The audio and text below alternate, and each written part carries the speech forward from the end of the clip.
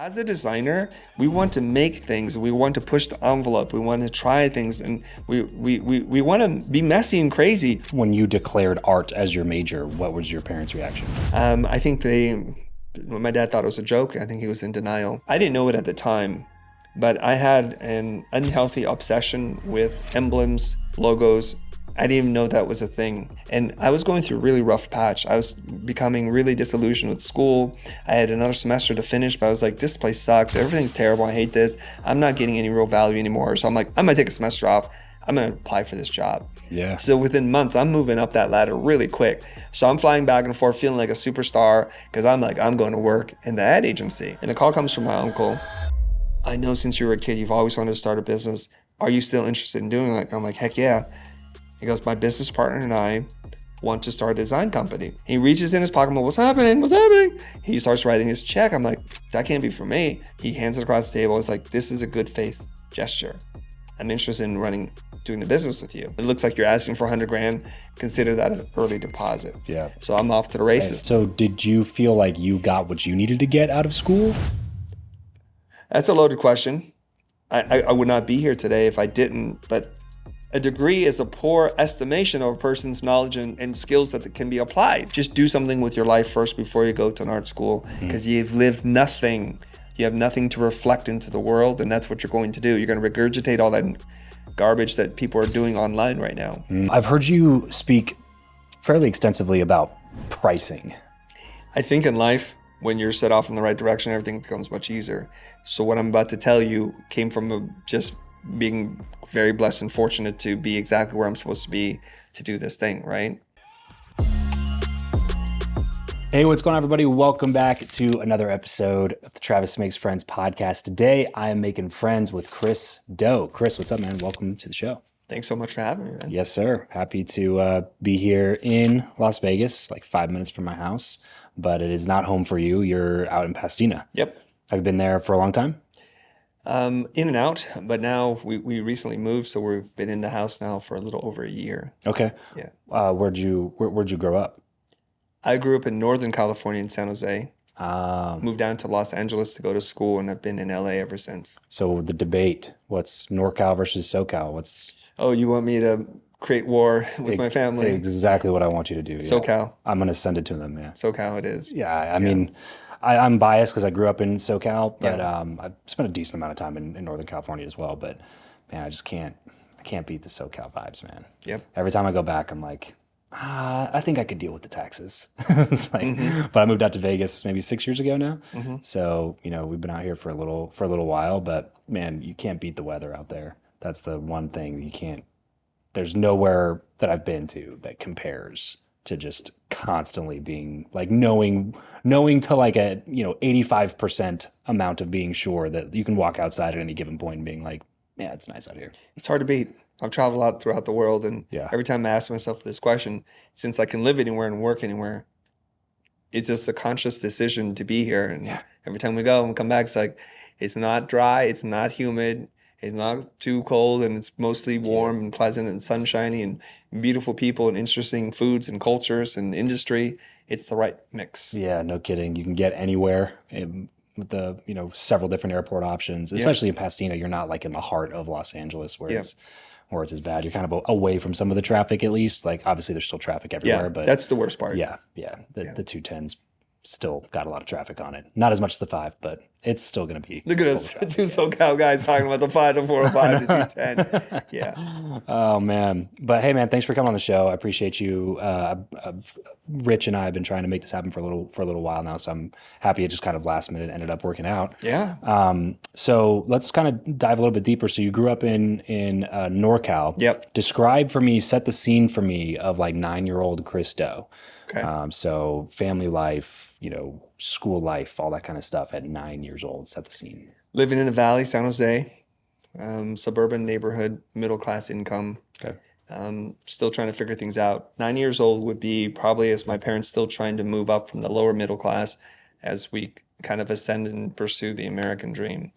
Every couple of years, my parents move us because their jobs afford us a better life. And so we move from pretty rough parts to like upper middle class neighborhoods. And Okay. I always identified as us as being poor. And I was shocked one day to find out, because we had to fill out some paperwork for school, how much our parents made. I'm like, Mom, Dad, we're not poor, not based on these numbers. Why do we still live this way? And like, that's just the way. First generation immigrant? First generation immigrant. Yeah, Okay. Do you think that affected you growing up? absolutely. How do you think it affected you? Well, I don't have any memory of my home country. Okay. So We, you hear very little. When yeah, I was 3 years old when we fled Saigon, fall of Saigon, communism, escaped, land in Kansas City, move to San Jose eventually. But Land in Kansas City. yeah, it's a sponsor thing. Oh, gotcha. You know, large families, they need someone to help them acclimate. So it's usually church based. Gotcha. So we're Okay. Catholic woman. Her name's Aunt Barney, older white lady. Her husband had passed, and she sponsored our family. Okay. Other families were sponsored in Arkansas, some in San Jose. But my parents, huge families. So eventually we kind of regroup into like one place. And smart enough to realize that San Jose is a better place to live than Kansas City. I think it was just kind of random, to be honest. Yeah. I really do. Really? Finding San Jose? Because more of my father's siblings lived in San Jose. There was a different sponsor. There are more sponsors.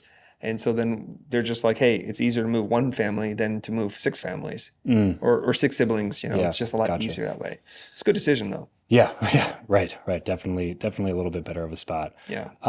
So education, was that a big push? I find fairly often whenever I speak to anybody who's first generation immigrants, it's like almost skewed high expectations in terms of education. Was that similar for you guys, or was it a Absolutely. little bit different? Okay. There's truth to certain stereotypes. And if you think about it, when you have nothing, you lose your country, your culture, everything about what you Yeah. had. What is the way that you can move up? And the only path that was clear at that time was through education. So Yeah. education, very important. I remember this. I think I was in junior high, maybe still elementary. And I found out like one of my friends from school, white kid, his dad bought him a BMX bike when he got C's for his report card. If I got C's, I'm packing my bags and leaving home. You know, enough B's and then we're having problems. Yeah, right. It's the expectation is you must get straight A's and that's it. Right. There should be no deviation. So and I'll tell you, I've told this story before. There was once I got a C, and it was not a good scene. So you know what I did every day, because I knew I was getting a C, and I think it was a science class. I rushed home to intercept the mail. And I ran home every day. I'm like, oh my God, okay, because my parents work, so they're gonna come home at 5, and so as long as I get there before You got the 2 hour I gap. have a 2-hour window. I intercepted the mail, and it's one of these ones that are like you tear out the edge, it's perforated, and you rip it open, and it's carbon copy. You know, it's a carbon print. Yep. And that's how I learned how to do forgery pre-Photoshop. So I took my mom's electric razor. My mom's a designer drafter at IBM. She has all these drafting tools. And there's this thing. It's a massive electrical powered eraser with this long, like tools. Just slowly erase that C. I'm like, what should I give myself? What should I give myself right How now? ambitious am I? Yeah. Rich's mouth is wide open right now. Chris, you're not as square as we thought. So you know what you do? You take a blunt number 2 pencil and you dull it down so it's the same width as this mono character typeface that you have. And you practice redrawing characters on the front, and then you make sure it's kind of like the same. So then you move it over where it's supposed to go. And I'm like, A is too much. I'm going to give myself a B. Yeah. B, and then, but a You don't plus. I think a raise plus any is red better. flags. Yeah. Right? So And then B it looks a plus. little fake for sure. And then you take the carbon, you rub it, so you smudge a little bit. Yeah. You give a little war damage, and then you put it right back in there, like no problem. The thing about it is though, if you add up the GPA, it doesn't equal the number. Oh no. So it's cool. My parents were none the wiser. To this day, I'm sure they still think I never got a C to in my this life. day, really? To this day. Wow. Until they Wow. listen to this, and then I'm dead. Yeah. Well, I already too told you. late. I already told you I'm sending it. Statute to of them, limitations, so. man. It's expired. Science, was that was one of your not interested subjects?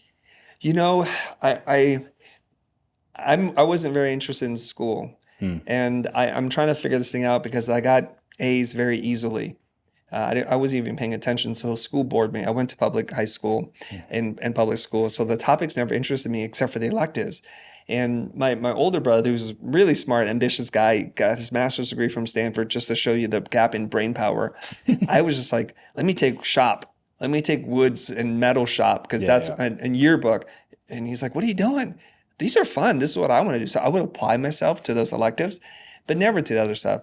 And I could listen and pass the exam. I would do the what is that called? Crunch time studying. Sure. And I would memorize what vocabulary words, and then it was gone the next cram. day. Yeah, I'm done. But it was easy. Is there, besides just that, are there other kind of personality differences between you and that sibling? Like, I guess really what I'm asking is more about the creative personality type versus other types of personalities, because it seems like that was just something that was kind of just in you from the beginning. Yeah, I'm the middle child of 3 children. I have 2 brothers, and the age difference is 4 years from my older brother and then 1 year from a younger brother. Oh, wow. Okay. And the interesting thing about my mom and dad is there are my uncles and aunts from both sides of the family could not be more different. My dad's an engineer.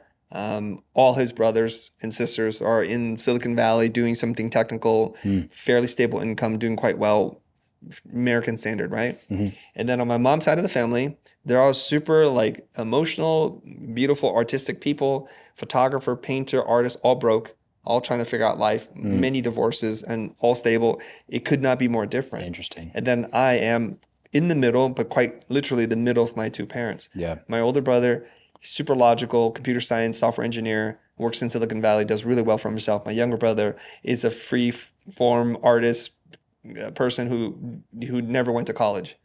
So you have a guy who's got this master's degree from Stanford and a person who never went to college, and I'm right in the middle. I got a bachelor's degree in art and design. Right. It's like at the time when you declared art as your major, what was your parents' reaction? I think my dad thought it was a joke. I think he was in denial. And he couldn't. It's like, all right, good one. Good one. And it's not that it was my first choice either, because I applied to UCLA, UC San Diego, and Cal Poly San Luis Obispo. And I only changed it to art because I thought it was going to be easier to get into the program. Interesting. I thought I was going to still like sneak in the back door. And then I was a little shocked and scared when they said send us your portfolio. I'm like, portfolio? Yeah. Wait a minute. I have a couple of pieces, but I don't have a portfolio. So I submit my portfolio and unsurprisingly got rejected out of all 3 schools. And I had this little bitterness, like feeling quite dejected, thinking, my God, I couldn't get into a single school. I wish I saved the letter, but I do remember it, the one from UCLA who said, you demonstrate potential, but you're not ready. I'm like, I'll show you one day I don't got potential, or, I'm not ready. It was true. I wasn't ready. Yeah. So I went to community college, and that's like for Asian kids, like purgatory. You're not alive, you're not dead. You're just somewhere in between. Yeah, you're just acceptable. Yeah, and then you go to vocational school and become a mechanic or something, and you're the shame to your whole family. Yeah. So then what happened after community college? Well, luckily, my older brother, and he was to me like a surrogate father. He looked out for me. He said, hey, come to San Diego. I'm studying, preparing for grad school. You can come live here, get away. And we always use this term, the parental units, so that you can start to figure out your own identity. And so I went there and I started to enroll in design programs. And it's this thing called commercial art. Like, this is cool. I went through an entire freaking catalog looking for something I wanted to take. So you still had this propensity toward art the whole time. Like there was nothing that was ever like to go the mechanic route or to go a different route, to go back into academics, or like just art was just it always called to you. Yeah, more specifically graphic design. Okay. So there were painting classes, illustration classes, but the one I went to was like screen printing, graphic design, intro to computer aided design or something like that. That's what I was interested in. Have anything to do with your mom being in that world at all?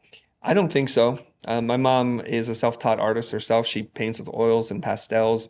She worked at IBM as a designer drafter, working on chipboard designs. Back then, they used to do it by hand, like 1,000% magnification or something like that. And that's what she used to do. But I don't think it came from that. It's just, I didn't know it at the time, but I had an unhealthy obsession with emblems, logos.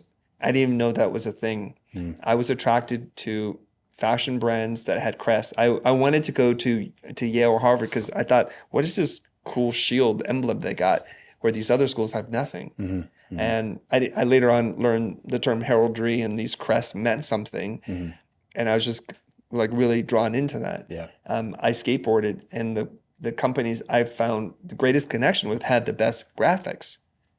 So I was into Powell Peralta, Santa Cruz Skateboards, Dogtown, Santa Monica Airlines, just because they had, and Sims, the coolest designs. And and this is, I don't think this is unusual in that there are a lot of artists who found their way to art through skateboarding because of the design aspect of it. Really? Yeah. Interesting. Mark Gonzalez is an artist. There's a bunch of people out there that are artists. At Templeton, there's a bunch, and they find it through skateboarding. Wow, that's wild. Yeah. So you have this kind of curiosity, let's call it, about branding, design. It's not going away, and you go further down the rabbit hole through the community college time. Yeah. So then you start reapplying to different schools at this point? Yeah. So my last year in high school, now that I've been rejected out of every school, I wind up working at a silk screening shop, and my boss, his name is Brad Shaboya. He's this really burly, stocky guy. He plays rugby. His nose is broken like 3 times. He has a mustache and he has a really deep voice. And he goes, "Chris, what are you going to do after school?" I'm like, "I don't know. I think I'm going to go to arts school." He goes, "Well, you need to go to art centers in LA. There's all these cocky bastards just like you. You'll fit right in." I'm like, "Art center? That sounds like the most generic school name ever." Right. And so when my mom asked me, "What are you going to do?" I said, "Mom, I'm going to go to art center." She goes, "You are?" And so it's pre-internet. My mom starts doing research, calls, and finds out the school and finds out how much it costs to go there. And she has sticker shock. And to my dad's dismay, the tuition to go to art center is the exact same as Stanford. And he's like, "Why couldn't you go to Stanford?" I'm like, "Dad, I would go to Stanford if they could accept me, but I'm clearly not smart enough to go there. I've got a 3.8 GPA. You know, I didn't take any interesting extracurriculars. I didn't write a great essay. It's not happening, Dad." So it's one of those things where it's like, he just looked at the tuition the same. Why can't you go to prestigious school instead of going to a dead end school? Right. But I know nothing about art dead-end center school. Yeah. except for it's in LA. Except for one person had told me that's where you need to go. He could have told me, go to RISD, go to School of Visual Arts or some other school, and that's where I would have gone. So first class, San Diego City College, Candace Lopez says, get a journal, and then write in your journal for week 2 what you want to do, where you want to be. I wrote in there, I want to put my portfolio together so I can get into art center, and that's what I want to do with my life. And she just wrote this giant thing, and I wish I had that notebook still. It's like, "Oh my God, this is a place for you. I will do everything in my power to help you." It's super exciting. Wow. I was probably one of the few people who wrote in their journal that had a clear vision as to where I wanted to be. Yeah. So for the next 2 semesters, I worked on my portfolio to get into art center. Wow. Okay. So that's where you ended up going. Yep. And it's a real school. Yeah. It happens to be one of the best schools in the country. Yeah. And I'm so fortunate that by circumstance, I was recommended to go to that school. Yeah. Well, yeah, no kidding. No kidding. Okay. So shortly after this, and I heard this part of the story, so I want you to kind of piece this together for us if you can, just like timeline wise. Shortly after this, you get an offer to do a business partnership with somebody. Yep. And they're basically saying, like, we want to do some design. We need you to be the designer, but we'll basically fill up your entire workload and we'll do all these other. So piece together the story, the timeline here of like what happens in between this time where you're in school, and then this business opportunity kind of just pops up out of nowhere. Yeah. So I'll pre-roll the tape a little bit so set up the context. Yeah. December of 1994, as we're wrapping up the semester, one of my friends, who's a copywriter, her name's Colleen Mathis, she goes, "Chris, I got a job at Cole & Weber in Seattle, and I'm a copywriter, but I need a partner and an art director." And they asked me, "Do I know anybody?" And I recommended you. Can you send your portfolio to them to see if you...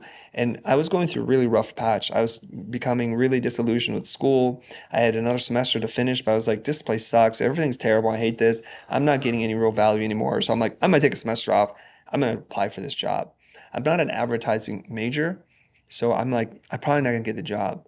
So instead of putting a lot of pieces in the portfolio, I put in 4, only 4. And I put them inside a FedEx box and I sent it out. These are the 4 of the most conceptual, design-oriented things I've got. Hopefully that's enough. They called me. Dolly called me and said, "We're going to hire you. We're going to pay you $40,000 a year." I tried to negotiate. She said, "We're going to pay you $40,000 a year." I said, "Thank you, ma'am." And you're going to say thank you. And that was it. And so now we're heading into 1995, January. I'm working in Seattle. And I didn't finish, but I need to go back to school and finish my last semester. And so Kevin Kevin Jones, my boss, like, we want you to keep working here. I'm like, how's that possible? I got to go back to school. And he said, we'll fly you back and forth. And I No was like, kidding. holy crap. I am a 21-year-old kid. Right. I have an expense account. I'm flying back and forth. I'm pitching on big accounts. I was like, I'm just freaking super lucky as heck. Yeah. He offers me a job. He offers me to pay me $85,000 a year. And she had just negotiated me $40K. Yeah. So within months, I'm moving up that ladder really quick. So I'm flying back and forth, feeling like a superstar. I didn't even care about my classes where I'm just going through the motions and just turning in projects, whatever. I don't go through any of the portfolio orientation, senior portfolio, or any of the on-campus interviews because I'm like, I'm going to work in the ad agency. Sure. Well, a couple of weeks or into that, I'm like, oh, this is not working for me. Something happened. So I quit working at the agency. So now I'm screwed and I graduate. No job, no interviews. I don't know what I'm doing. You didn't do any of the I didn't prepare jack. I skipped all those things. no. I'm good. I'm good, people. Don't waste my time.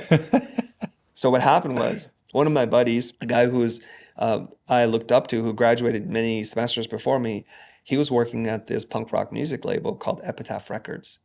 And right then, The Offspring. What's that? Based in LA. Based in LA, yeah. The Offspring and punk rock was making its huge resurgence and it was blowing up everywhere. I got to meet Mr. Brett from Bad Religion, and he said our company grew 1,000% last year. It was nutso. Oh my like gosh. punk was everywhere. And so I wound up working there just for a few months, a month and a half. And then my boss gets fired. I'm like, I'm out. He's gone, I'm gone. You know, it wasn't like days after, but it was pretty quick. And now what? So I'm freelancing around LA, and this is when the call comes. And the call comes from my uncle. His name is Michael. He calls me and he's like, I know since you were a kid, you've always wanted to start a business. Are you still interested in doing it? I'm like, heck yeah. He goes, my business partner and I want to start a design company. We run hotels, boutique hotels. I'm like, okay, write a business proposal. We'll meet you and we'll finance your thing. And that's what wound up happening. So over dinner at the Westin Bonaventure, his business partner, Bob, writes a check on the spot, hasn't even read my business plan.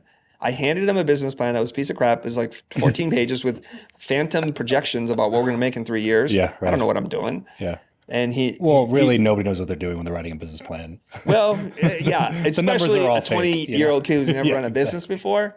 I don't know anything. Yeah. And he just thumbs through. He's like, okay. He reaches in his pocket. I'm like, what's happening? What's happening? He starts writing his check. I'm like, that can't be for me. It's a $5,000 check. He tears it off, one of these long ones. He hands it across the table. It's like, this is a good faith gesture. I'm interested in doing the business with you. It looks like you're asking for $100,000. Consider that an early deposit. Yeah. So I'm off to the races. $5,000 feels like $100,000 when you're Well, $5,000 when you're broke and you have a massive amount of credit card debt. Yeah. I had maxed out 2 credit cards at that point in time. Perfect. To just put myself through school, right? Yeah, right. And I go and tell the person I'm freelancing for, yep, when this booking's over, I'm done. I'm starting my own business. See ya. I didn't say it like that, but the interesting thing was Ian Dawson was the executive producer at this company called Novacom, and he had also offered me a job. And he's like, we're going to pay you $55K. I said, Ian, the last job offered me $80,000, and I walked away from that job. Yeah. If there's not an 8 in front of that number, I'm not even interested. And I know what he's thinking. You cocky mother effer. Yeah, exactly. You're just a kid out of school. You don't even know aspect ratios. You don't know nothing. But I hear people like to work with you here. Yeah. Right? And I said, yeah. So what happened was I started telling my coworkers, I'm going to go start my own company. And so the words traveled really fast. So Ian, with a big smile, he's like, Chris, you didn't give me a chance to counter. I said, Ian, you had your shot. Yeah. I'm such a bastard. I'm just telling you right now. Like, he had like 2 days to respond and you didn't respond in the affirmative, you know? So I'm like, yeah, I'm out. He says, well, best of luck to you. And I know, Ian, we're friends now. I know when he said best of luck to you, it's like, you're going to come back crawling because it ain't going to work because you don't know jack. Talent will not be the thing that takes you through. So I wind up opening a business, called it Blind, and started doing work. And fortunately for me, my business partners at the time, who owned 51% of the company, had financial problems. One of the hotels they were developing overseas was having some problems, some government issues, right? So they're like, we can't focus on this. I said, well, where's the money? Because I'm running a business and I'm already profitable. Yeah. I'm kicking myself in the butt thinking, I only got $5,000 and I gave away 51% of my company. World's dumbest business investment. This doesn't make any sense. Luckily, they defaulted. I kept the $5,000. I was once again a free man. Interesting. Okay, so the business basically just got turned over to you. Yeah. Basically, I closed that business, started another business, called the same thing, and changed like 2 words, and now we're in business again. Yeah. And how did that version of the business go? That version of the business went from December of 1995 to I think 2019. Yeah. So it went for a while. So you never went back and asked for the other job? No, I'm not. And somebody told me, Chris, you're unemployable. I'm like, it's true. I'm unemployable. I cannot work for people. Yeah. Why is that? Why do you think that is? Because I'm too stubborn. Yeah. I have ideas and I don't like the way people do things. And I have a strong opinion, right? So the reason why I wound up not working for the ad agency, I had the best boss in the world. Kevin Jones is an amazing person. But I saw 2 things that happened, which I think I was just being a little cranky and arrogant at that time. But I had worked on this big pitch for Silicon Valley, this computer, Silicon Valley Graphics or something like that. Mm-hmm. They made supercomputers to render like the frames for like Abyss, the James Cameron film. Wow. And Colin Weber won the account, and they had a party, and I wasn't in town, so they had the party without me. I'm like, I was one of 6 people who worked on this. Couldn't you guys have just tried to coordinate with me as I was going back and forth? And I felt a little left out. I'm like, is this how corporate America works? I'm not saying I carried the account, but I was a part of it. Sure. And the other thing is, once they got the account, I started working on it. They had to hire a whole bunch of new people, and so I was reporting to a new boss, and that boss, I don't think he liked me. I don't think he respected me. And you didn't really much care for him. I was ready to do whatever, but when you don't respect me, I'm like, I don't know what to do here. Yeah, right. You know, I'll tell you, and I'll tell this story. I don't care. He's a great copywriter. And I'm a leper in the ad world because I'm a designer. I'm not a conceptual thinker. I don't know the ad game like art directors do, and I got that title. So what he wound up doing is he was working with his art direction partner from the other office instead of working with me. And so his partner would like come up with designs and concepts. And then he's like, can you just lay these out? I'm like, there's a whole department over there that does that mechanical work. Right. I'm not that guy. This is silly. And I don't agree with any of your design decisions here. This felt like an insult to me because I actually designed the work that was part of the winning pitch. Right. And so it just felt like this is so weird. Here. What's that? Like the reason that you're working here is because I think so. The reason why you brought over from the other office to run this team was because myself and a couple other really brilliant creatives won the account. Right. And I know what happened. He had said, Chris, I just need you to do this. And I looked him right in the eye in his office, in the corner office, and said, well, I don't want to say his name. I respectfully decline. And I walked out of his office. And I was sitting there thinking, I knew he wanted to throw something at me. Yeah. And I just walked out. And I walked back to my dingy little closet office right next to the bathroom. And then the phone rings. I'm like, oh my God. I'm telling you, it's not 300 feet from his office to this little corner. The phone rings. I pick it up. And it's my real boss, Kevin. He goes, Chris, I heard what happened. I'm like, okay, fire me, dude. Like by the time you got back to your Literally, I walked back there and the phone rang. And I knew what was going to happen. You can't tell your boss, I respectfully decline. That's like giving him the one finger salute, right? That's an act of insubordination. I'd fire me. So the phone rings. I'm picking up. I'm like, he's like, I heard what happened. I'm like, yeah. He goes, I want you to go home. You should take a break. Let's talk tomorrow. I said, okay. Hung up the phone. He didn't yell at me. I'm like, what's going on? This is weird. Next morning, he called me. I'm in the office again. He goes, let's get you on a different account. He's like, it doesn't have to be this way. I said, Kevin, I just realized something. And I'm glad it happened. In this world, I am not appreciated. And I would never feel like I belong. So I'm going to go back to school and I'm going to finish. And I really appreciate you giving me this opportunity. And he goes, okay, I totally understand. Why don't we just keep it open for, he's the world's best boss. I've only had a couple of bosses in my life. If I could choose, I would always choose to work for him. He's the most generous, gracious person, super understanding, and he treated me like a star. And so that was like one of these things where I just, there's too much around you, Kevin, and you can't change that. Right. And if I could only just work for you, I would, but I can't. So yeah, you're also kind of chained by the circumstances. Yeah. I mean, think about it. Like as a designer, we want to make things. We want to push the envelope. We want to try things, and we want to be messy and crazy. Yeah. In the ad world, it's like make it as simple as possible. Right. Just do center type in all caps, and let's just be done with it. Right. They kind of frown upon traditional advertising, frowned upon overly designed ads. There were a couple of agencies, however, that were groundbreaking, that worked with designers and pushed them to the front. White and Kennedy, who does Nike work, Crispin Porter Bogusky, who had this superstar, Alex Bogusky. There were a couple of agencies in America that were pushing the edge. European agencies were already doing this. So America was like Futura, condense, bold, all caps, on a white background. Just do that. We'll be good. So Like, why are you hiring designers? well, see, in their world, copywriters ruled. Right. They're the ones who capture the imagination, Yeah. who form the ideas, who Drive write the conversions, messaging, ultimately. everything. They ruled. And writers who had an aesthetic were called art directors. A designer like myself was usually in the back room working on production art. Do you think that all of this is kind of what also disillusioned you from going to school as well? Like that's kind of the same kind of attitude toward people? 'Cause I find that people who are not great at being an employee, meaning they don't like people telling them what to do, like exactly what you're describing, are also not great going to school and being in this context of like, do this, do that, don't do this, don't do that, and having a lot of rules and things like that. Was that what it was for you, or was it something else? This is a complex question that you're asking. The reason why I was disillusioned with school was the tuition was so much. And I could see now that there are going to be a bunch of people who are going to graduate who didn't have skills. They're going to be in deep trouble. I remember one time there was a guy who graduated, I think, a year before me. And I was like, I wonder what he's doing.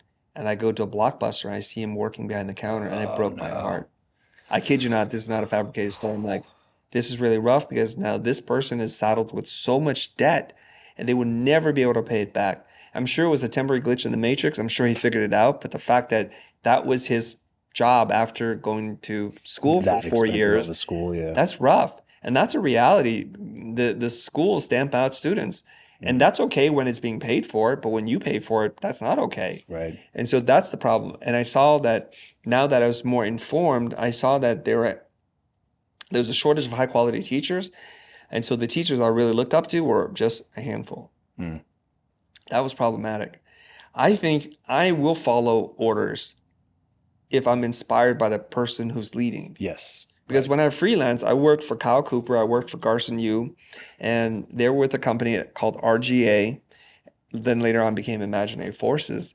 And I never met designers in the field that knew more about design and type and design history than these two guys. Yeah. And then I'm like, oh, this is where I was meant to be. Yeah. Because this is one of those things that the type nerds in the audience are going to understand. When Garson told me to typeset it in Bembo, but not Adobe Bembo, but Bertard, I didn't even remember the foundry name. Like, he wanted that cut of Bembo. I'm like, holy crap. Right. You're that specific. And he would whip out an old book and say, you see how these letters are different? Redraw the letters so it matches this one, the original cut, and not that junk font that everybody's using right now. That's when I'm like, this I can follow.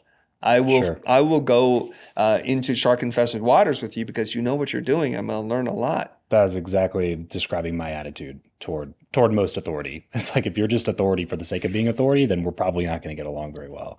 But if it's like, you hold this position and I respect the way that you, like who you are, the way that you got it, the knowledge you have, then I'm totally fine to be under you or to report to you or take orders from you even at some time. It's just like, you got to be able to respect the person that's throwing the orders down, or they're just going to piss me off more than anything else, Kyle and Garson went to Yale to go to design school.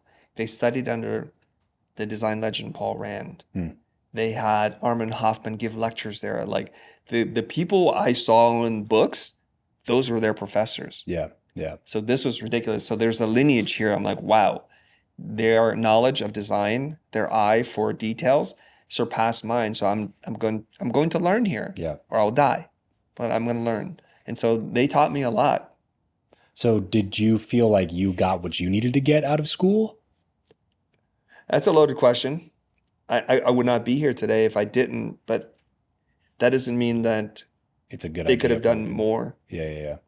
Yeah, because obviously you run an education company. You're highly ingrained in education. You believe a lot in education, and you are a master educator yourself. So there's a tie to really good formal type education, but just not in that context, or maybe not for every person, or not that expensive, or kind of like what. Because I art being one of those things, there's, that plus 80% of other degrees that are just that, like you said, people are just saddling themselves with excess debt. They graduate with a mortgage payment, and then they get a job that doesn't allow them to pay anything on that mortgage payment, which they can't file bankruptcy to get out of, even if that was an option. So where do we go from here as an educator, as somebody who, like, you're not somebody who's just tearing down education and being like, oh, everybody should, go into plumbing or whatever. It's like, as an educator yourself, what's the solution? I believe 1000% in the power of education in transforming people's lives. I don't like necessarily the institutions that are constructed around these things. There's a couple of like funny coincidences, and I just want to point them out. As a person who has no credit, going to school is the only place you can get a guaranteed loan by the government. Wow. Isn't that weird?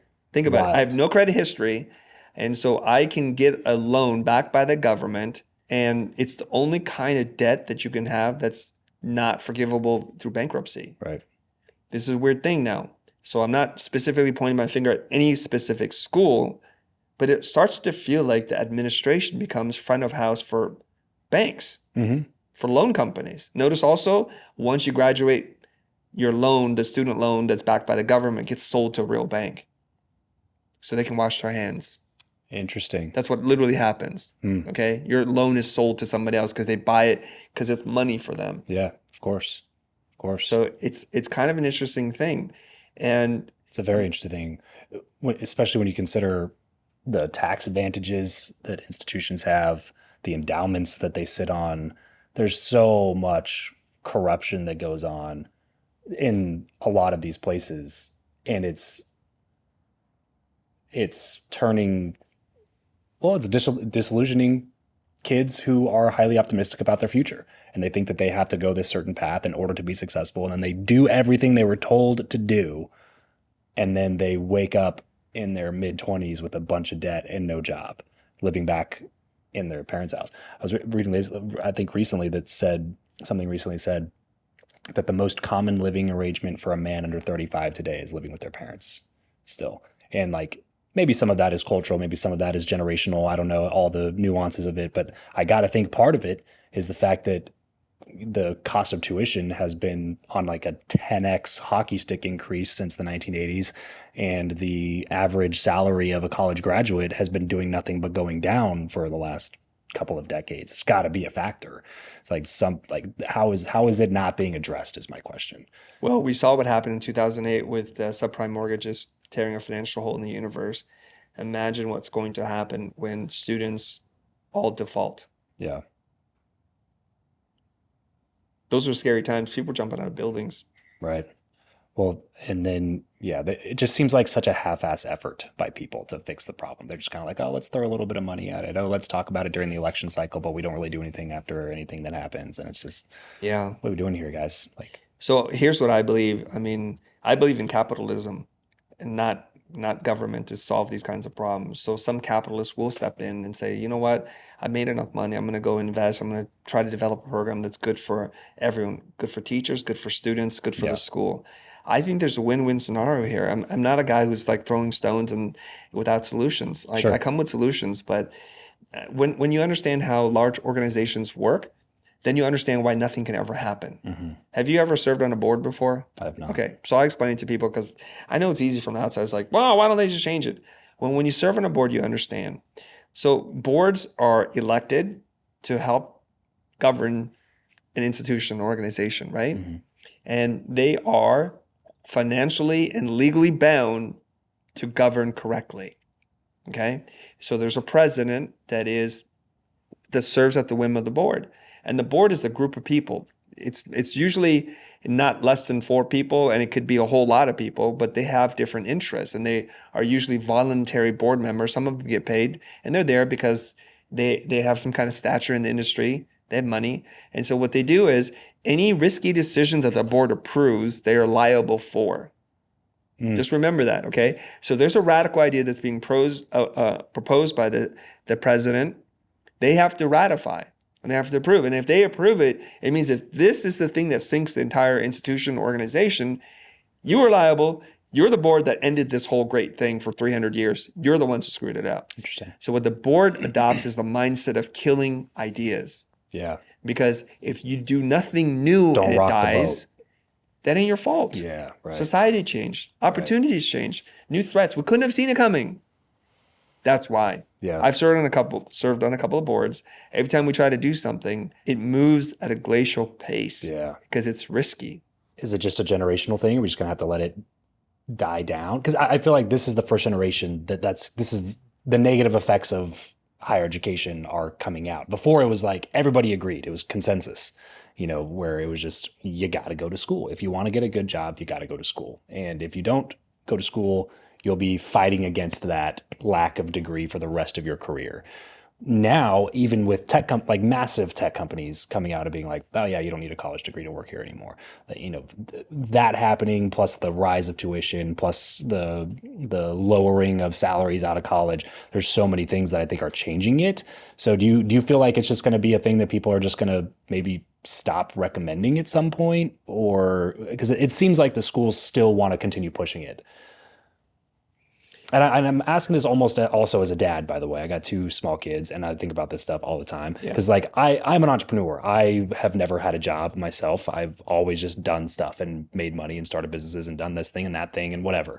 But I also know that that's kind of a personality thing sometimes, and maybe my kids don't want to do that. Maybe they do want to go get a job, and maybe they do want to work this type of a life or have this type of a lifestyle or whatever. But I'm just trying to figure out the best decision for them, as a dad, to be like, well, maybe you should consider not going to college. But then even for me, even to say it out loud is I don't know, am I screwing up my kid for the rest of their life because I'm going to encourage them to not go to college, and they're going to be like, I wish my dad would have encouraged me to go to college because now I can't do this path that I wanted. You know what I'm saying? So I'm asking as a general cultural thing, but also with the context of I'm looking at it as a dad as well. Yeah, I don't know how old school systems are. They're hundreds, 2,000-year-old. I don't know. Yeah. It's old. Some of the historians tell us it's part of the British Empire that our current education model is built on to create human computers. Literally, this is how it's described. Where if you're fighting in the trenches in Africa and you died, they can just pull another human, drop them in, and they could do the same job again. So it's not made for critical thinking, for taking risks. It's just you're just a cog in the machine. Yeah.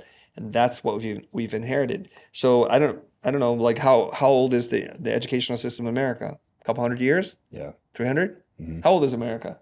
1776. That's what I was doing in my mind. I don't know the math. I can't figure it out now. Not while I'm talking to you. 250 years, something, right? Yeah. Say 250 years, right? If it took 250 years to build the system in America, it's not going to be 2 years to take it down. Right. It just doesn't happen like that. Mm-hmm. Unless people like Bezos or Musk get involved where they have so much capital and they know how to run big things and they can change it. Because one person can change things given the right circumstances, right? So at least offer a decision. Or what's that? At least offer a decision. Yeah. Where somebody like that could step in and be like, well, now you have this or you have this. What we're saying is choice.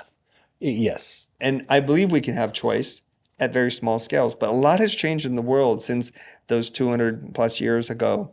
We have the internet. We have other educators who are credible who are using these open platforms to teach. Yeah. Hence, the institutions can say, well, maybe you don't need a degree anymore. Yeah. And then what we started to realize is a degree is a poor estimation of a person's knowledge and skills that can be applied, right, or their character.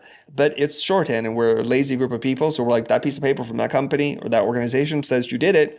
Great, welcome aboard. Right. The smart organizations like Google make you go through 20 interviews. Yeah. So in the interview process, you either know what you're talking about or you don't. Mm-hmm. And they're very good at finding talent. Yeah. And that's now why we're moving away from a piece of paper.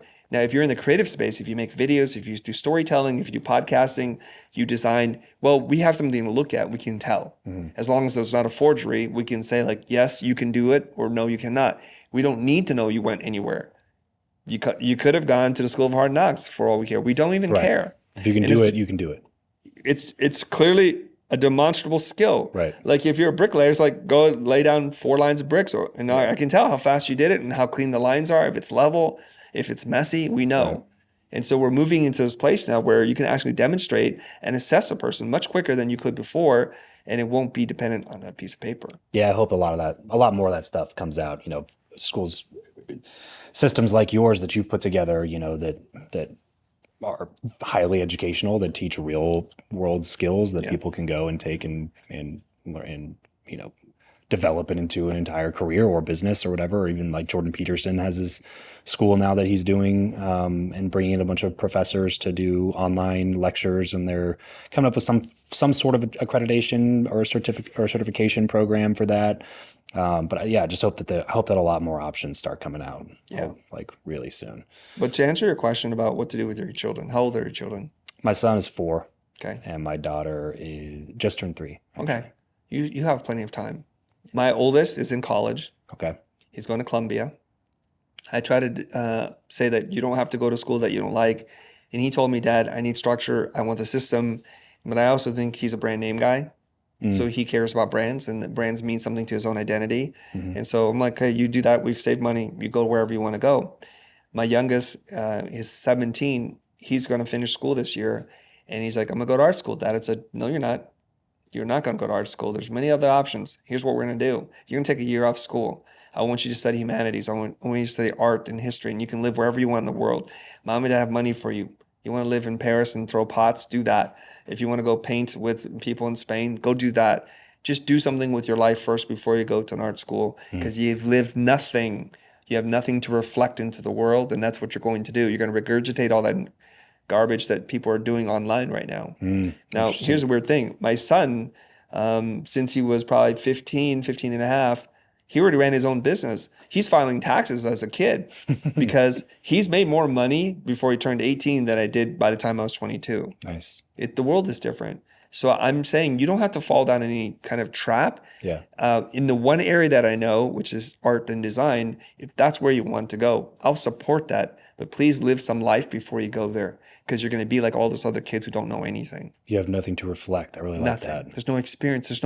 There's no culture. There's nothing. Yeah. I would rather have you work in a restaurant, bussing tables so you can hear conversations and learn about how people live and cultures and languages and just understand sociology and philosophy and different things. Then you can put that into your work and you're going to be amazing. Being a bartender or something like that. Whatever. Yeah.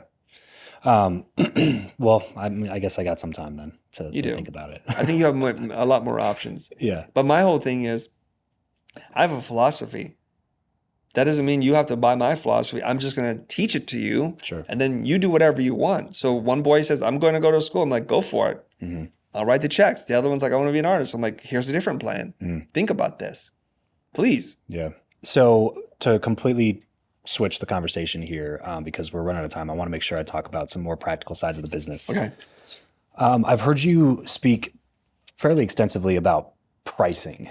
And since I have a larger entrepreneurial crowd, I'd love to hear overarching philosophy and a couple of practical tips or advice that you have for people that really struggle with that part of their business, people who struggle with charging what they're worth, or people who tend to constantly be broke, but not from a lack of work, just from a lack of being able to say no, or being able to sell at a higher price, or being able to confidently state what they believe they're worth. I guess, where did you get that philosophy from, and did it take you a long time to learn it? I think in life, when you're set off in the right direction, everything becomes much easier. So what I'm about to tell you came from just being very blessed and fortunate to be exactly where I'm supposed to be to do this thing, right? So I get out of school and I'm able to do freelance work pretty quickly. And it's not great. Like I'm literally designing bank brochures where they're paying me $30 an hour. I'm like, I'm going to kill myself. This is terrible. I did not go through this whole program so I can design bank brochures, like trifold brochures. What the hell? And then I start freelancing, and then I start to realize what I can do at the speed and quality of what I can do is faster and better than the people who are in the industry. And my bosses recognize it, whether it's on a freelance basis or with Kevin Jones or somebody else, or Kyle's like, we want to give you this assignment because we like the way that you look at the world. So immediately I can see like, I'm not going to charge what they charge because I'm better than them. Objectively speaking, I'm better than them because I can see their output and how hard they're willing to work and the quality of their ideas. So it's a combination of a bunch of different things. So now I'm in this mindset where, hey, I don't have a lot of living expenses. I don't buy anything. I don't eat anything. Yeah. I'm in a loft. It's $1,200 a month, and it's wonderful. So aside from going get a burrito at the taqueria, that's all my expenses. Okay, as long as I can pay off my student loans, the minimum payment, pay rent, I'm good. So that gives me a lot of power to say no. Yes. So people come knocking, I'm like, do you want it? Nope. Do you want nope? These terms? No. No. I say it politely, professionally. Of course. Not for me. I got a bad vibe about it. Nope. Even when you were first starting out, even like this is early 20s. I'm just fresh out of school. Yeah. I'm saying no. And, so what happened was I was freelancing at this place called Novacom when I got that call, start your business. So I told them, I got to go. Gone. So I'm starting my business now. I have no clients. You know who called me? Kevin Jones, Novacom, Imaginary Forces, all the places I'd been. So that's the first lesson for all of you. I don't care how old you are, wherever you go, do the best job you can, regardless of how much you're being paid, because what's more important is the reputation you leave behind. When you do that and you leave on good terms, when you leave gracefully, they will give you work. So my first clients were all the people that I had previously worked with, naturally, because I don't know anybody. Okay. So some art director from Novacom, Lewis House, calls me up, and not Lewis House, Lewis Hall. Lewis House is a different person. Lewis Hall calls me up and he's like, hey, Chris, can you design some logos for this channel? I'm like, sure, it's going to be this amount. He's like, okay. Now that amount that I asked him for was more than what it would cost me to hire someone else to do. So I'm like, okay, I'm going to call my former roommate. He comes in like, hey, you want to do work? How much you charge? And I can't remember what he said. Let's say it's $30 an hour. I'm like, fantastic, you're hired. So I'm paying him $240 a day. I'm probably getting paid $500. Yeah. And so naturally, everybody's like, well, it's not your work, Chris. I'm like, I know. So he could do it to this level through art direction, literally saying, hey, let's try these ideas. And I got some sketches and I'll work on some things. I could cover the difference, but not spend the same amount of time. So already as a 22-year-old entrepreneur straight out of school, I'm already trying the entrepreneurial game and it's working. Yeah. So now I'm getting more work than I can do. Even within the context of being a freelancer, you're instantly doing that. Yeah, because I'm a bastard. I'm lazy and I have friends and it works out. Yeah. So whenever there's more opportunities in your capacity to do the work, you're on the right side of supply and demand. Yeah. And so I was working out of my loft and they didn't care who did the work. They didn't care. They just sent money and we sent work. So we just emailed it to them. Great. And they just kept working. Yeah. And another opportunity that I got was by helping friends from school who wound up becoming pretty successful themselves. And so this is a key to life. Like, you're not in school anymore. What you need to do is you need to work with people who are generous and who like to tell other people about things that they like. This is very important. There are people who are not going to be generous, who don't like to tell people because there's a secret. They don't want to give away their secrets. Yeah. So when I worked with my friend from school for no money, when they got out of school, they started telling other people about us. That led to a gig, that led to another gig, and now we're directing car commercials. And it's pretty cool. I'm like, how did this happen?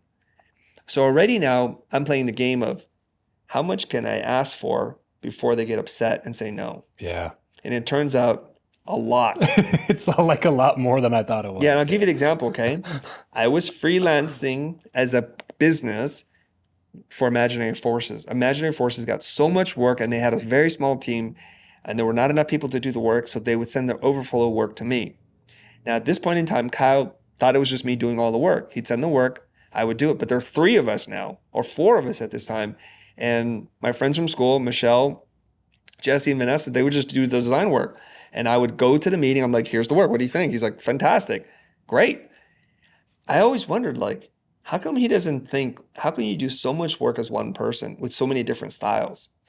He never wondered. Okay. And his producer, her name is Saffron, redheaded woman. She would call me and she's like, we got another job for you. I'm like, great. It's going to be $700 a day now. And she's like, what? You just charged us $500 and then you changed it to $600 last week. Why is it $700 or $800 now? I'm like, because it is. Because I'm a bastard. I say to her, if you have a problem with it, check with Kyle. Never had a problem.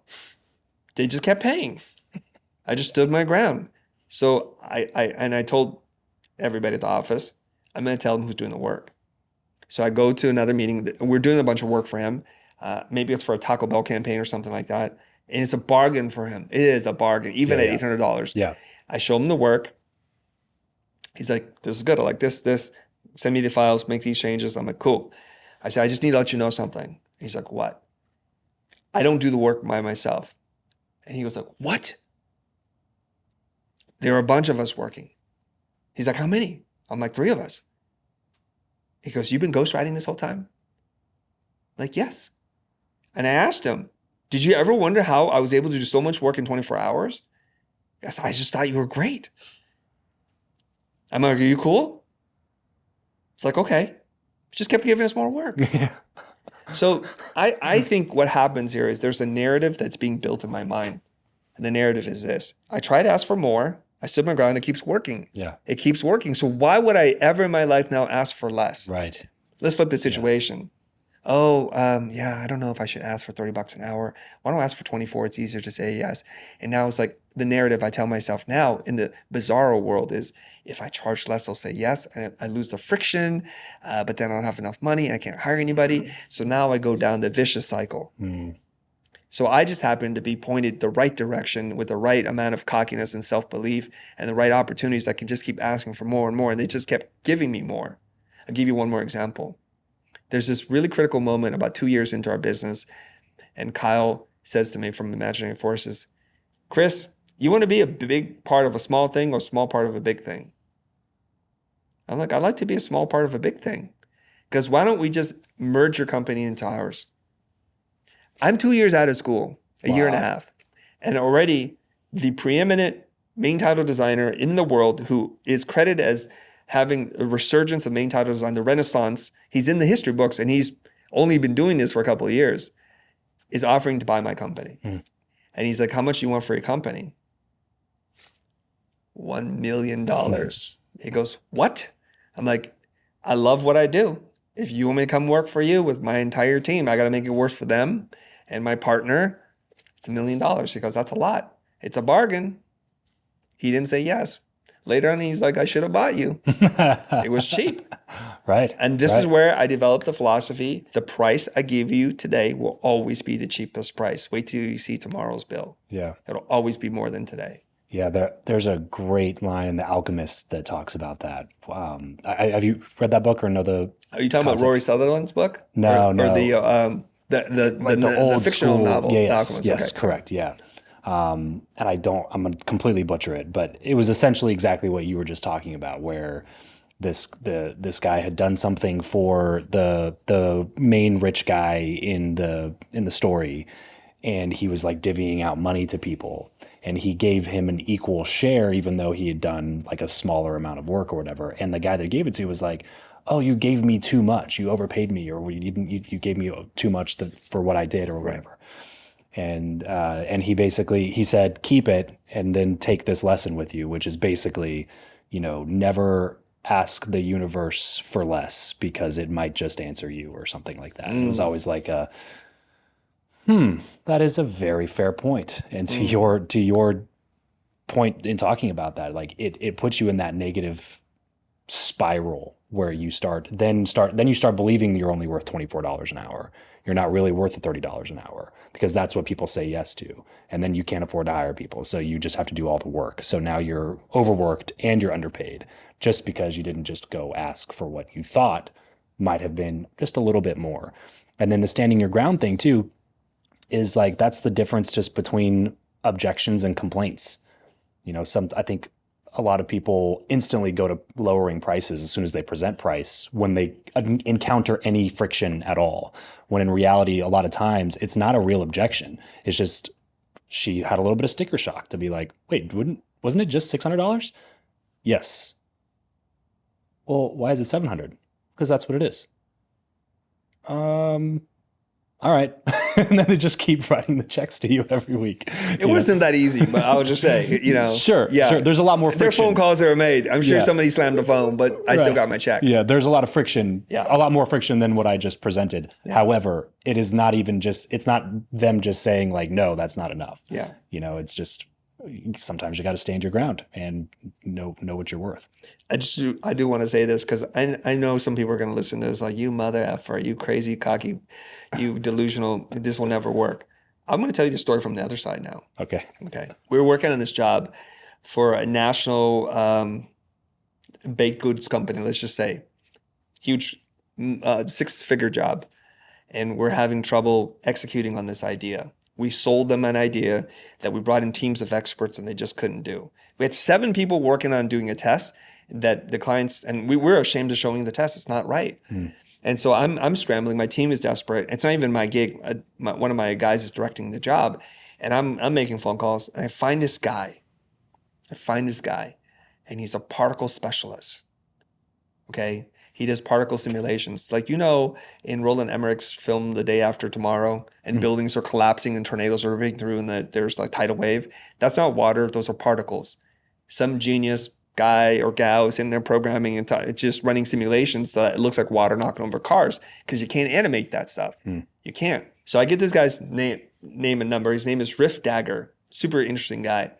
I'm calling him. Also a dope name. Riff Dagger, dude. Come on, guys. Riff like Dagger. You just made that shit. Yeah, like Rip Van Winkle and then Jack the Ripper. Riff Dagger is this guy. And I call him. I'm like, hey, we're having some problems with this job. And he goes, let me guess. And he guessed every single freaking problem that we had.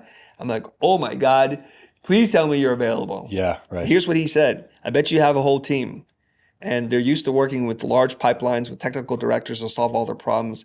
And it's taking too long to get a result. And they're just saying they need this and that, more render power. And they're just giving you a lot of reasons. Is that right? I'm like, oh my God, are you here? Are you in the room? Right. I'm like, yes, that's the problem. That is the freaking problem. Okay. He goes, I'll tell you what, don't pay me anything. I'm going to run a test. You look at the test. It'll be in your box in 2 hours. I'm like, what the fudge? There's no way you could do this in 2 hours. I didn't say that out loud. Yeah. So I wait, and bring, here's the file. I'm like, this isn't working for me. And he goes, okay, sit there. Hold on. Another file appears. I'm like, how is he doing this? Yeah. We have a team of 7 or 8 people that takes 3 days to turn around one test. Wow. He's doing this, and get this. He's like, I'm sorry, I'm not, I can't really hear you right now. I'm at my mechanics. I'm in the auto shop right now. I'm like, he's like not even in front of his desk. He's not even in front of his computer. And he's doing this. Do you know how he's doing this? And this just like blew my mind. He was using his Android or his iPhone to remote log into his desktop, which is connected to a massive computer render farm. He was instructing it with code what to do. So he's like, wow. Okay, change the parameters. And because he's a math, physics, computer guy, he's not using software. It's his own thing. Wow. And so it's highly optimized. He's like, they're using too many particles and they're not putting a bounding. I'm like, well, I don't know, but this is working. Yeah. So he goes, what do you want to do? I said, I need to sleep on this. Next day I wake up. I'm like, hey, I think I found our guy. I run to the team, look at this. And like, when did he do this? I'm like, yesterday. When? Between coffee breaks, I think. I don't know. And like, I think we need to go with this guy. And so this is crazy. We fired the entire team. Wow. We just send them all packing like it's not working, because we're spending a lot of money. Each one of those people, $700, $900 a day, $400. We're just spending so much money. We're spending thousands of dollars a day, getting nothing done, giving our clients nothing good to look at. Yeah. This guy's doing tests like instantly. So I ask him, how much is it? How much do you charge? He goes, it's $1,800 a day. I'm like, wow. Okay. I've never paid anybody $1,800 a day at that point. I was like, this is ridiculous. You're hired. I go into my producer's office. I said, this is our guy. He's like, who's your guy? Riff Dagger, man. Riff Dagger's guy. Don't you know who Riff is? Yeah. Right? He works on Day After Tomorrow. Yeah. And they're like, how much is he? It's $1,800. And they're policy people. They're like, we've never paid anybody $1,800. Yeah. I said, what did it cost for all those people? $4,500. Yeah. He did this in hours. We need to hire this guy.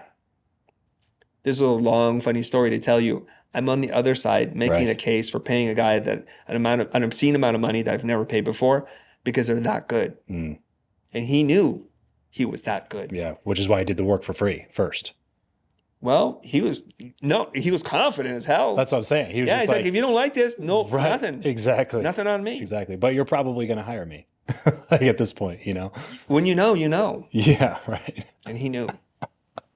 He's that good. Man, So that's perfect. I'm not telling you like just from take it from me as the seller of goods. I'm Right. also telling you take it from me as the buyer of Yeah, goods. and you were happy to pay it. I think that's the saw thing the freaking that problem. screws people in their mind is that whenever they put a higher dollar amount, they carried their baggage of their poor relationship with money into the mind of the buyer, and they just kind of automatically assume that like, hey, maybe you probably don't want to pay this because I've never paid this, and it's just not true.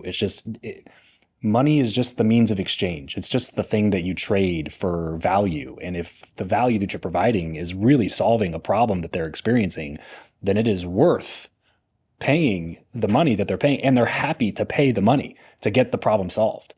And I think that like really screws with people's minds sometimes. They think that they're almost like taking advantage of somebody by raising their prices or by sticking by their price or whatever. And it's like a lot of times it's just not true. You're casting your own view of the situation onto the other party without giving thought to how hard it was for them to solve this problem to begin with. There's a word for it. What's It's called projection. You take your life values, your sense of self-worth, and you project it onto other people. When we know that no two people think the same thing. Yeah. You take your poor relationship with money, your poor evaluation of time and value, and you project it onto the person sitting in front of you. So if Riff had an unhealthy attitude about his own life and his own circumstance, he would have said $400, Chris. I'm like, done. Yeah. Right. When in our world, we were spending so much money. Well, what you don't understand too, unless you've worked in visual effects, the 7 or 8 people that we had working on this project, I had to rent 7 or 8 supercomputers. I had to hire an IT team to set them up. I had to rent software to run this thing and to rent these render blades. Wow. In the cloud and in the back room. We just returned all of it. We're like, we're canceling all of it. We don't need this. We got the machine here. Riff. And he did it. Yeah. He did it. Now, Riff is a character. I mean, I'm not saying like he was perfect. Yeah, He's an awesome human being, but there's a price to pay for his genius because when I met him, I'm like, yo, you're 45? He's like, dude, I'm 28. I'm like, oh my God, there's a price to pay. There's a price to pay. It aged him. I'm like, wow. And he goes, I know, bro. You are much older than me and you look younger than me. I'm like, yeah, because you're burning a candle from both ends. Yeah. Which is like a line from from Blade Runner, Rutger Hauer, you know, the candle that burns twice as bright, burns twice as fast, the Tyrell Corporation. That's so good. Okay, so I want to wrap up the story here. So you mentioned earlier this company ran from 2005 to 2019. Is this 1995? 1995, sorry. Yeah. Yes. 1995 to... So 25-ish years. And the reason that it stopped was that you were getting too heavily involved in education, essentially, and your team was like, hey, maybe we should stop doing all this other work and we should just really go double down on this piece. Is that correct? Is that... Yeah, more or less. It was a question of, Chris, what do you want to do? Yeah. Does this still excite you? I'm like, it doesn't excite me. Does it excite you? No, it doesn't excite us either. Let's all go over here. Let's leave the golden goose and let's jump on the pirate ship and see what happens. So how did the education begin then? What do you mean? Like you got to that point, up to that point, you were already doing education. Yes, I'm running 2 companies in parallel. Correct. So I'm saying like, what made you go, I should start teaching this stuff? At the very beginning? Yes, like the beginning of the education company. Oh, it was because one of my friends from Art Center said, hey, I know you want to be an educator, because I had been teaching for 15 years at that point, but at the private art schools. Oh, gotcha. People don't know that, Gotcha. right? So I'll explain it a little bit. So Okay. his name is Jose Caballé, and he comes over to me, and he's like, I know you're interested in education, because he had seen some posts I'd been making about running workshops. He goes, I've been running an education company. I know how to do this. Let's join forces. We partnered up. We started this company called The School. And we ran the school for 2.5 years together until we couldn't run it together. I'm like, I got to break up with you. He's like, okay, cool. We separated. I started The Futur. Yeah. And he's the one who got me into going onto YouTube and creating information products and moving away from a one to few to one to many model. Okay. And I'm an operator, so I'm like, let's go. I can make this work better and faster. Let's keep going. And he was like, I don't like the way this is going. I'm like, okay, I think we need to separate then. Right? So then the Futur now is, as I understand it, and correct me if I'm wrong, is an education platform that helps people do the thing that fires them up for a living. essentially. It's not That's like the mission a statement. design school. It's hard to put one label around it. Okay. What we do is we look for gaps. What's the gap in the market? Okay. And we try to fill those gaps. So in the beginning, we thought it was design-oriented courses. So we did typography, we did user experience design, things like that. And people would buy those products. It's fantastic. It's working. And then we saw like, wait a minute. If you know how to do a skill, but you don't know how to sell a skill, what's the point? So then we saw a gap in the business part of it, and we wanted to go and cover that. So we started teaching negotiations, sales pricing, those kinds of concepts. And then that started to take off, and that's what people now know us for. Gotcha. Okay. So I know there's a bunch of internet trolls out there. Like, first of all, like this kid don't know how to do anything. I bet she's never done anything. Like, I'm not a kid. I'm 51 years old. I've run a company longer than you've been alive. That company has grossed over $80 million. The second company is on its way to doing that too. So I do know something. And the thing that most people don't know is that I taught at the private art schools for 15 years before I even made a freaking video on YouTube. Yeah. Yeah. So when you see me like doing whiteboards and like explaining concepts, there's a reason why I know how to do that, because I put in the reps. Yeah. You built every skill along the way, along the journey. Yeah. I mean, if you're working with 8 students in a classroom for 5 hours, you either get good or you go home. Yeah. Right. Because they'll fire you. Right. And you won't enjoy it. Yeah. It's not fun to do something you suck at for extended periods of time without getting better at it. Yeah. I'm speaking from personal Without experience. making progress. Yes, for sure. Okay. So now the future is 100% what you focus on. So you basically were Yes. like, all right, well, let's go ahead and shut down this part. Was that a difficult decision after doing it for 25 years? It was a difficult decision for about 24 hours, and then it wasn't. Really? Okay. So Yeah. no like mourning period of like, that's, goodbye to my child, my business child here. You would think that it would be more painful. And if I had to shut down blind as a company without this other thing I'm super excited about, I think I would have to mourn. I would probably feel like I'm a failure. Like I couldn't make it last forever. I couldn't adapt to the market forces and be current and relevant to the industry. I would probably feel that. I'm not going to lie to you. Yeah. But I don't know how else to say this, but it's like if you have a beat up car, but you got a better, cooler car, that's the newer model. Like, okay, you serve your purpose. Thank you. I'm moving on. I'm ready to go in the new car now. And the new car has bigger wheels and a bigger engine and it's electric or whatever. It's like, let's go. Yeah. And so we moved over, and immediately after we said we're not going to take on any more client work, one of our favorite clients on the best project that we could ever hope for, a video game company, said, hey, we want you to work on this commercial. And that was the true test. Words are cheap. Yeah. Until you have to actually lose something and sacrifice something. Right. It's just words, right? It's easy if you're going out of business, like we're not going to take on client work anymore. Right. But when we say internally we're not going to take on client work, and one of our favorite clients calls us up and it's like, I'll tell you, it's Xbox. We had this big launch. We love working with you guys. It's more Xbox work. Normally, like, woo. I had to turn to my creative director, Matthew, and say, we're going to turn this down, right? He goes, yeah. And that surprised me. That he said yes? Yes. Because, when you work 10, 15 years to get to this point in which Xbox will call you to do a project, we're both gamers. Yeah. This is a dream job. It's like I could either work on Marvel Comics, UFC, or Xbox, and I'd be really, really happy for the rest of my life. And they put a big number in front of us. And they're like, it's your job to lose. It's yours if you want it. And we're like, no. And when he said no, I'm like, really? Okay. It's a $400,000 job. Got to really believe in the new mission. I mean, nowhere in my life is $400,000 an insignificant amount of money. Sure. And then we said no. They tried to convince us in many different ways. And then they came back with an even bigger job. I'm like, no. The second no was even easier, despite the budget even being bigger. Yeah. We're like, no. So then they offered to buy the company. It didn't work out, but oh my God, it would have been good money for me. You mean you want to buy something I don't use anymore? Yeah. Right. Fantastic. For a lot of money. Yeah. That sounds like a good deal. 7 figures. Yeah. Sign here. I blame Matthew, but that's another story for another day. Well, listen, dude, this has been an awesome conversation. I appreciate you coming on. I got one final question before we wrap up. This is a question I've asked hundreds of times now at this point on the show.